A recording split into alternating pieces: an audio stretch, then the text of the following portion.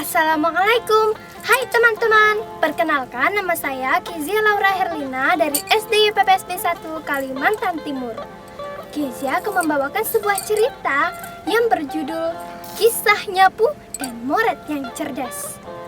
Sebelum Kezia bercerita, Kezia akan mengingatkan kepada teman-teman untuk selalu menjalankan protokol kesehatan dengan 3M, mencuci tangan, memakai masker, dan menjaga jarak. Nah, penasaran dengan ceritanya? Oke, simak baik-baik ya. Alkisah di daerah Kalimantan Timur terdapat sebuah sungai yang bermuara di Sungai Kahayan. Di muara sungai itu terdapat sebuah perkampungan yang damai. Di sanalah Nyapu dan istrinya hidup bersama penduduk lainnya. Di tengah-tengah kedamaian itu, tiba-tiba mereka diserang oleh kawanan perampok. Kedatangan perampok ini bukan untuk yang pertama kalinya.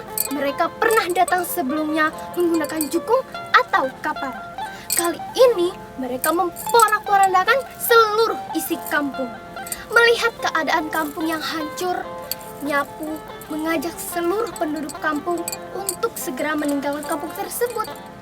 Namun, tidak semua penduduk menerima usulan Nyapu kecuali istrinya dan 40 wanita yang suaminya meninggal dalam pertempuran. Akhirnya, Nyapu dan rombongan tetap memutuskan untuk meninggalkan kampung tersebut. Baiklah, jika tidak ada yang berniat meninggalkan kampung ini, kami akan tetap pergi mencari tempat baru yang lebih aman, ucap Nyapu. Keesokan harinya, setelah mempersiapkan perbekalan yang cukup, mereka menyusuri Sungai Kahayan menggunakan jukung atau kapal. Setelah berhari-hari menentang arus, sampailah mereka di sebuah sungai yang belum pernah mereka datangi. Mereka pun menamai sungai itu Sungai Bolot dan memutuskan untuk mendirikan sebuah perkampungan di daerah itu. Dalam sepekan, mereka berhasil mendirikan sebuah perkampungan. Nyapu pun diangkat sebagai kepala kampung. Oleh karena itu, kampung itu diberi nama Kampung Nyapu. Kebahagiaan Nyapu semakin bertambah saat istrinya melahirkan seorang bayi perempuan yang cantik jelita. Mereka menamai bayi perempuan itu Moret. Mereka merawat dan mendidik Moret dengan penuh kasih sayang. Moret pun tumbuh menjadi anak yang cerdas. Saat dewasa, ia tidak ingin gegabah dalam memilih jodoh.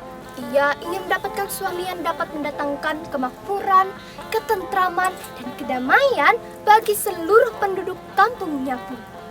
Ia pun mengajukan satu syarat kepada setiap pemuda yang datang melamarnya agar mengisi lumbung terbesar yang ada di kampung Nyapu dengan biji buah-buahan dalam waktu 1 hari. Hingga pada suatu hari, datanglah seorang pemuda tampan dari kampung lain bernama Karang, yang selain tampan, ia juga memiliki kesaktian yang tinggi. Ia pun menyanggupi syarat dari Moret. Namun, Moret tidak ingin menerima lamarannya begitu saja. Maaf Tuan, lamaran Tuan akan saya terima jika Tuan telah memenuhi persyaratannya, ucap Moret kepada Karang. Berkat kesaktiannya, Karang berhasil memenuhi persyaratan yang diajukan Moret. Moret pun menerima lamaran dari Karang. Pesta pernikahan mereka diadakan dengan sangat meriah dan dihadiri oleh penduduk dengan rasa bahagia. Seusai pesta pernikahannya, penduduk menanam biji buah-buahan yang telah dikumpulkan Karang di ladang-ladang kampung Nyapu. Mereka pun hidup bahagia. Nah teman-teman, demikian kisah Nyapu dan Moret yang cerdas dari Kalimantan Timur. Terima kasih. Wassalamualaikum warahmatullahi wabarakatuh.